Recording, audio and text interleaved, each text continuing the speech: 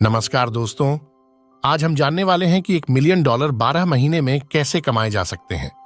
इसका जवाब काफी सिंपल है, लेकिन सिंपल चीज जरूरी नहीं है कि आसान भी होती है। जैसे कि फॉर एग्जाम्पल, अगर आपको $1 मिलियन कमाना है तो इसके कई सारे तरीके हैं। अच्छा समझने के लिए $1 मिलियन को मैं 1 करोड़ से रिप्लेस कर दूं तो देखो, अगर आपको 1 करोड़ कमाना है तो आप कई सारी चीजें कर सकते हो। जैसे कि फॉर एग्जाम्पल, अगर आप 10 रुपये की चीजें 10 लाख लोगों को बेचोगे तो आप 1 करोड़ कमा लोगे। अगर आप 100 रुपये की चीज 1 लाख लोगों को बेचोगे तो भी 1 करोड़ कमा लोगे। या फिर अगर 1000 रुपए की चीज 10,000 लोगों को बेचते हो तो भी 1 करोड़ हो जाते हैं। और ऐसे पूरा चार्ट आप देख सकते हो। तो मैं सिर्फ एक प्रोडक्ट की बात कर रहा हूं। अगर आप मल्टीपल प्रोडक्ट क्रिएट करते हो, जैसे कि अगर आप 5 अलग अलग प्रोडक्ट क्रिएट कर लेते हो और उन 5 प्रोडक्ट्स के 25 यूनिट्स को भी बेचते हो, तो मल्टीपल प्रोडक्ट क्रिएट करके भी आप $1 मिलियन तक पहुंच सकते हो। नोरियन ने ये चीज को एक्चुअल में करा भी है। वो अपनी बुक 12 मंथ्स में स्टेप बाय स्टेप प्रोसेस समझा रहे हैं कि कैसे आप बिजनेस स्टार्ट कर सकते हो और फिर 7 फिगर इनकम तक जनरेट कर सकते हो। अगर आपको नहीं पता तो बता दूं, ऑथर और जो थे ना, उन्होंने सिर्फ 24 साल की उम्र में ही मल्टीपल कंपनी के फाउंडर बन चुके हैं।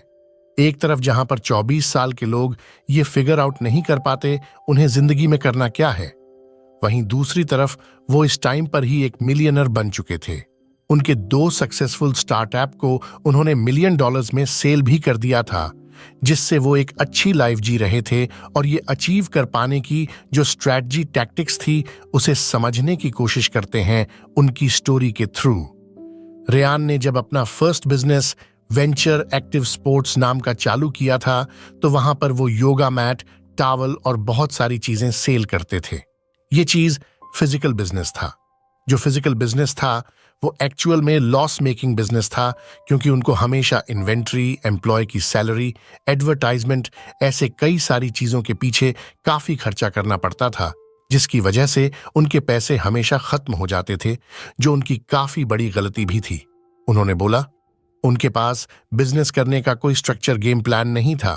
वो बस अपने मन के हिसाब से चीजें करते जा रहे थे और ये चीज उनको बहुत भारी पड़ रही थी। इनफैक्ट वो अपने सारे पैसे बिजनेस में इन्वेस्ट कर देते थे, जिसकी वजह से वो कई बार घर का रेंट भी नहीं भर पाते थे और इसी वजह से उन्हें अपने फ्रेंड के घर पर भी सोना पड़ता था, रहना पड़ता था।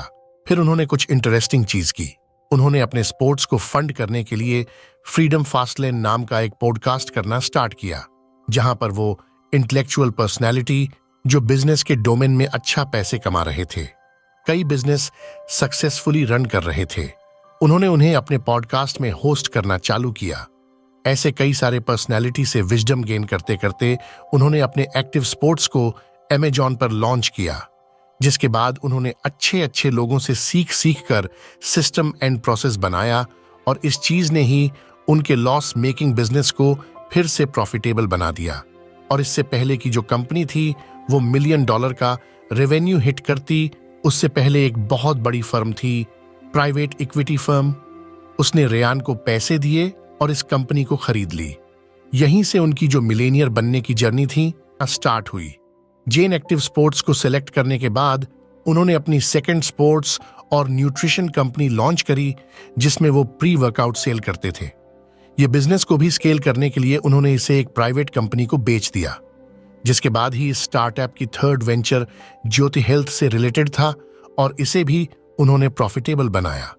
अब यहां पर सीखने वाली बात यही है कि रेयान ने ऐसी कौन से बिजनेस स्ट्रेटजी सीखी, अप्लाई करी, जिसकी वजह से वो इतने सारे बिजनेस खड़ा कर पा रहे थे और उसे बेच भी पा रहे थे, वो भी बस कुछ ही महीनों में। इसका पहला असर आता है व्हाइट लेबल प्रोडक्ट। रेयान की सक्सेस का सबसे बड़ा सीक्रेट था कि वो चाइना और वियतनाम में जो ऑनलाइन वेबसाइट होती है, जैसे कि अलीबाबा, वहां से वो लो कॉस्ट के प्रोडक्ट्स को मंगवाते थे बल्क में और फिर उसे अमेजॉन पर अपने ब्रांड का ठप्पा मार के हाई प्रॉफिट में उसे बेचते थे। ये जो प्रोडक्ट होते हैं जिस पर आप अपना ठप्पा लगा सकते हो, उन्हें व्हाइट लेबल प्रोडक्ट बोला जाता है। इसका क्लासिक एग्जाम्पल है माइक्रोमैक्स कंपनी का, जो चाइना के प्राइवेट कंपनी से मोबाइल फोन इंपोर्ट करवाती थी और उनके ऊपर माइक्रोमैक्स की ब्रांडिंग करके वो फोन को सेल कर देते थे। मतलब बेसिकली माइक्रोमैक्स कंपनी का कोई मैन्युफैक्चरिंग प्लांट नहीं था। वो बस ब्रांडिंग करके सेल कर रहे थे और यही चीज ऑथर भी करते थे, जो उनका नंबर सीक्रेट भी था। अगर हम फेसबुक की बात करें तो ये बुक बेसिकली ऑथर ने ही 3 स्टेजेस में डिवाइड कराया, जो बोलते हैं आपको फॉलो करना चाहिए। $1 मिलियन तक पहुंचने के लिए पहला स्टेज होता है ग्राउंड स्टेज, जो स्टार्टिंग के 1st से 4th मंथ के लिए होता है। सेकेंड स्टेज होता है ग्रोथ स्टेज, ये 5 से 9 महीने तक होता है। और थर्ड होता है द गोल्ड, जो होता है 10वें से 12वें महीना। तीनों स्टेज से अगर आपको गुजरना है तो सबसे पहले तो आपको ये क्वेश्चन पूछना है कि व्हाट प्रोडक्ट सेल, जिसे आप ग्रैंड स्टेज भी बोल सकते हो, पहला स्टेप। तो यहां पर वो पॉल मिलर का एग्जाम्पल बताता है। पॉल मिलर एक सक्सेसफुल बिजनेसमैन थे जिन्हें रात को बराबर नींद नहीं आती थी। तो वो क्या करते थे, हेडफोन लगाकर पॉडकास्ट सुनते रहते थे, जिसे सुनते सुनते वो कई बार सो जाते थे। लेकिन ये चीज करते वक्त उन्होंने रियलाइज किया कि हेडफोन का यूज करना सोने के टाइम काफी अनकंफर्टेबल था और ऐसे हेडफोन की कई बार क्वालिटी इतनी अच्छी नहीं होती थी। उन्हें लगा कि ये हेडफोन को बेहतर बना सकते हैं, इसीलिए फिर उन्होंने कुछ क्वांटिटी में हेडफोन मंगवाए और उन्हें खोलकर उनके ऑडियो क्वालिटी और बिल्ड क्वालिटी को बेहतर बनाया। हेडफोन को एक्सपेरिमेंट करके और कंफर्टेबल बनाया, ताकि आपको सोते टाइम भी म्यूजिक या पॉडकास्ट सुनना हो तो आप कंफर्टेबल से सुन सको, बिना आपको प्रॉब्लम हुए। और यहीं से जन्म हुआ कोजी नाम के स्लीपिंग हेडफोन्स का, जो उन्होंने फिर अमेजॉन पर सेल करना स्टार्ट किया। और ये चीज लोगों को इतनी पसंद आई कि फिर वो बेस्ट सेलिंग प्रोडक्ट भी बन गया। अमेजॉन पर आते ही उन्होंने कोजी फोन्स को बहुत बड़ी बड़ी क्वांटिटी में सेल करना स्टार्ट किया और फिर 4 साल में पॉल ने कोजी फोन्स को $6 मिलियन का रेवेन्यू जनरेट करवाया है ना ये चीज अमेजिंग। लेकिन उन्होंने एक गलती कर दी। उन्होंने अपने प्रोडक्ट का पेटेंट नहीं करवाया था, जिसकी वजह से कई सारे कॉपीकैट स्ट्रैटेजी यूज करने वाले लोग आ गए, जो उनके प्रोडक्ट को कॉपी करने लग गए थे।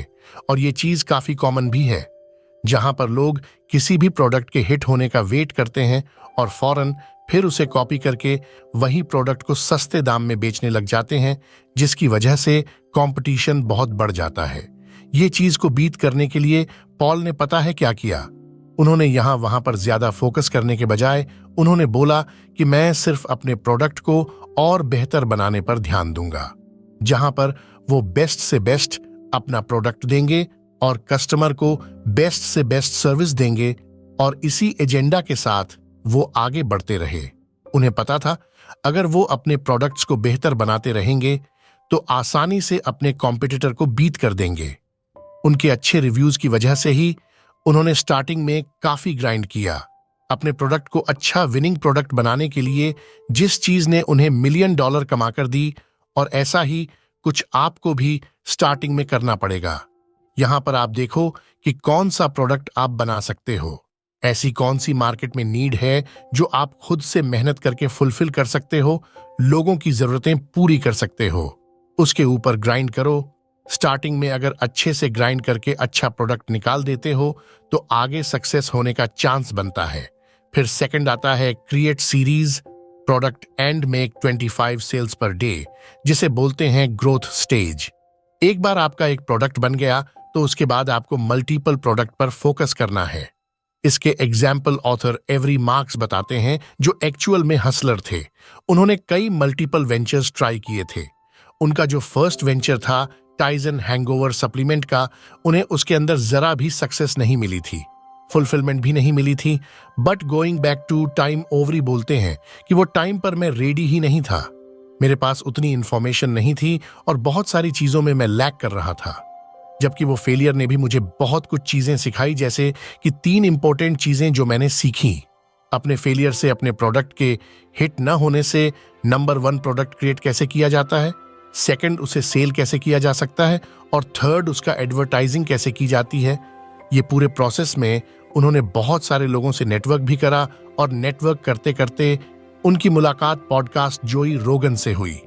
जोई ने ओवेरी को अपने पॉडकास्ट में इनवाइट किया और बातों ही बातों ओवरी ने अपने टॉयज के प्रोडक्ट को प्रमोट कर दिया। जैसे ही जोई ने उन्हें पूछा कि व्हाट आई इनटू, ओवरी ने कहा आई एम इनटू नूट्रॉपिक्स। नूट्रॉपिक्स बेसिकली एक सप्लीमेंट है जो आपके brain power, memory, motivation, focus को बूस्ट करता है।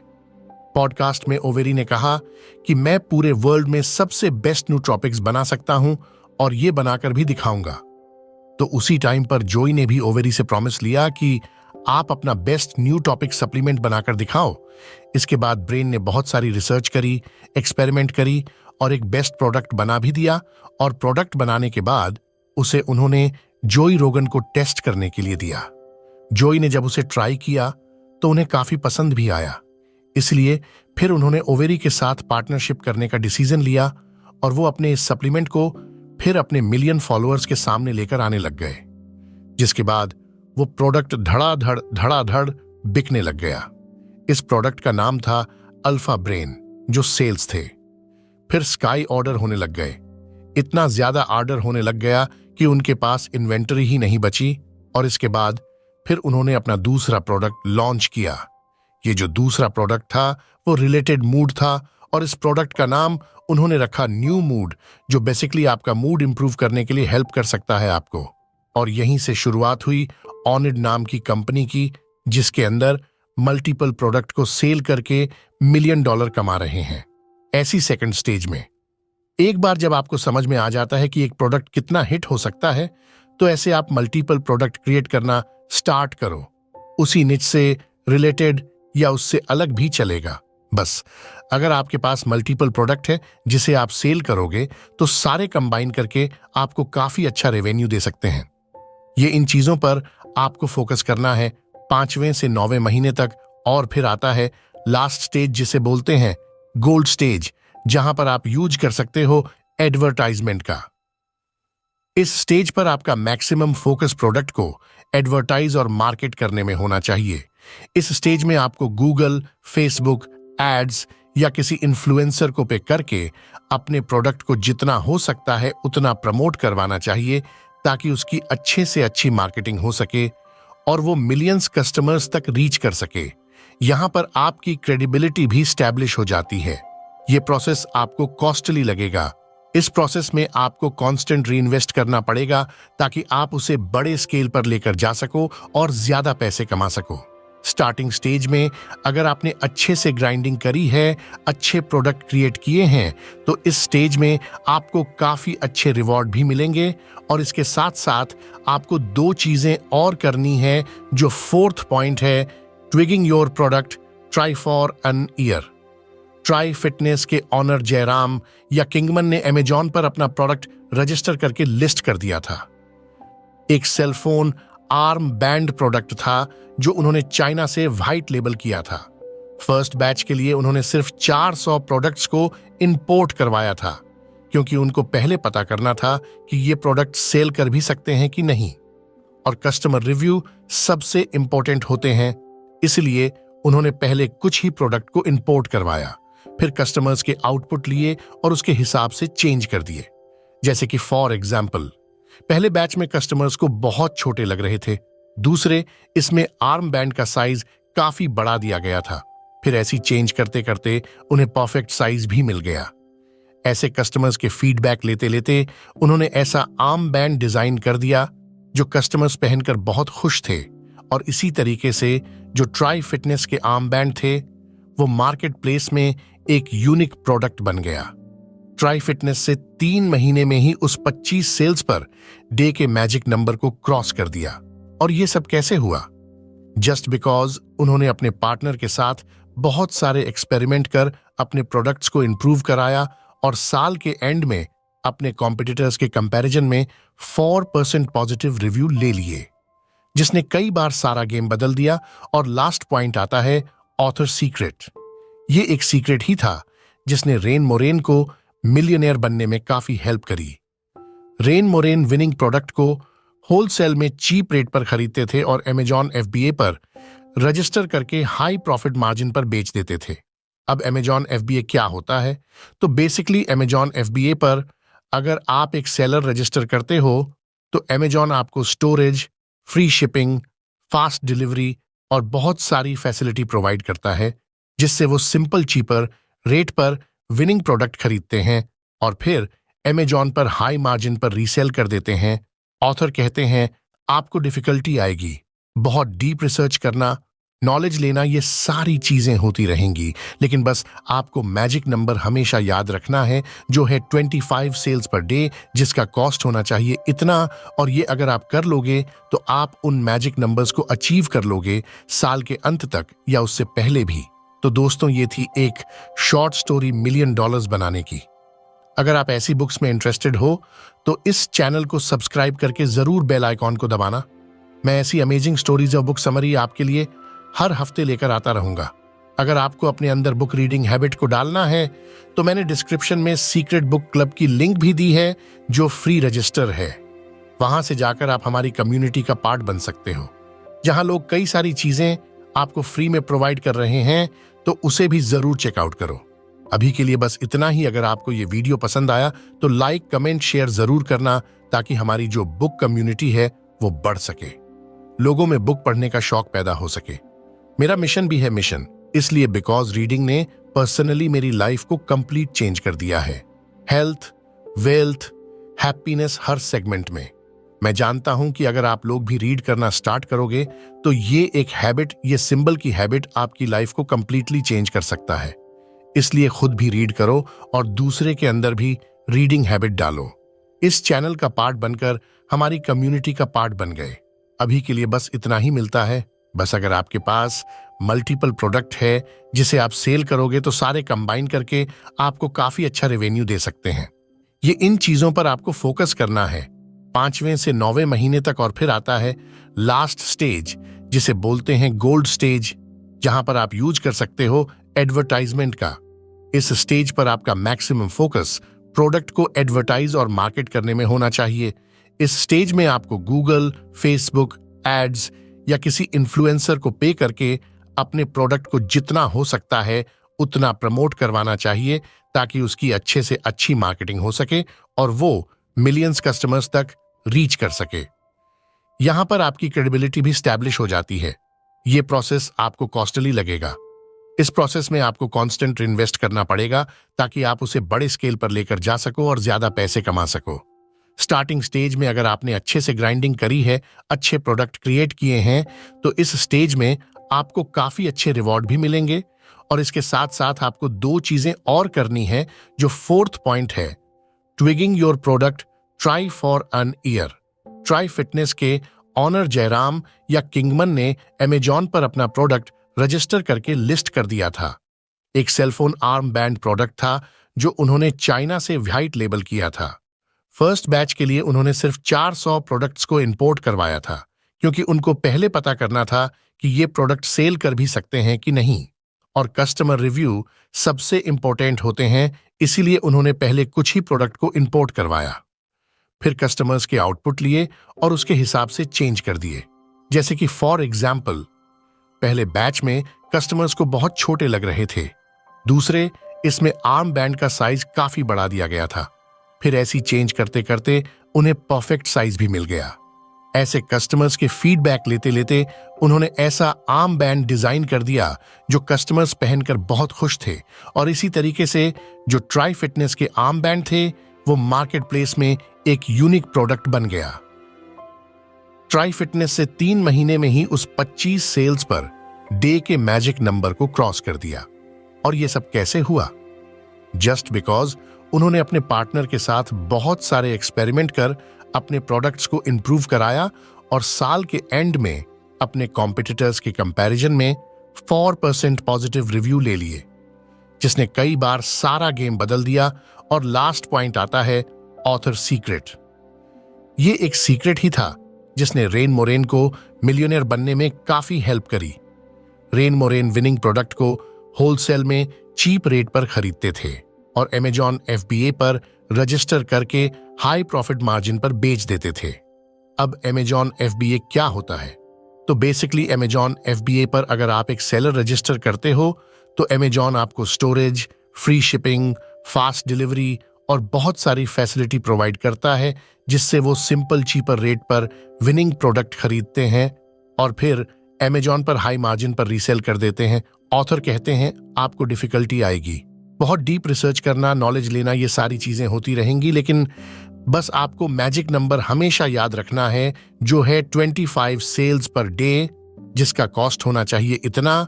और ये अगर आप कर लोगे तो आप उन मैजिक नंबर्स को अचीव कर लोगे साल के अंत तक या उससे पहले भी। तो दोस्तों, ये थी एक शॉर्ट स्टोरी $1 मिलियन बनाने की। अगर आप ऐसी बुक्स में इंटरेस्टेड हो तो इस चैनल को सब्सक्राइब करके जरूर बेल आइकॉन को दबाना। मैं ऐसी अमेजिंग स्टोरीज व बुक समरी आपके लिए हर हफ्ते लेकर आता रहूंगा। तो दोस्तों, इस वीडियो में बस इतना ही। आपको ये ऑडियो समरी कैसी लगी हमें कमेंट करके जरूर बताएं। लेटेस्ट वीडियो को देखने के लिए हमारे YouTube चैनल को सब्सक्राइब करना न भूलें। अपना बहुमूल्य समय देने के लिए आपका तहे दिल से शुक्रिया।